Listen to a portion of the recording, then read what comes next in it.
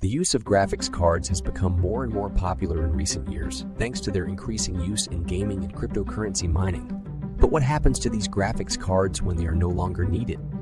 Like most electronic devices, graphics cards contain a range of valuable and toxic materials that need to be disposed of carefully to prevent harm to the environment and human health.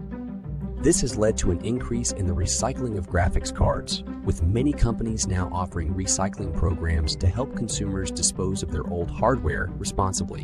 One of the most common methods of recycling graphics cards is through electronic waste recycling programs.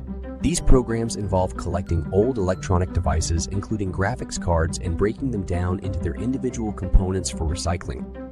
The recycling process typically involves several steps, including dismantling the graphics card, separating its components, and shredding and grinding the materials to extract valuable metals such as gold, silver, and copper. These metals can then be used to create new electronic devices, reducing the need for new materials and lowering the environmental impact of electronics production.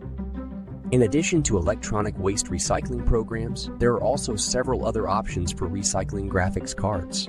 Some manufacturers offer take-back programs where consumers can send their old hardware back to the manufacturer for recycling. There are also online recycling services that allow consumers to send their old graphics cards for recycling, often for a small fee.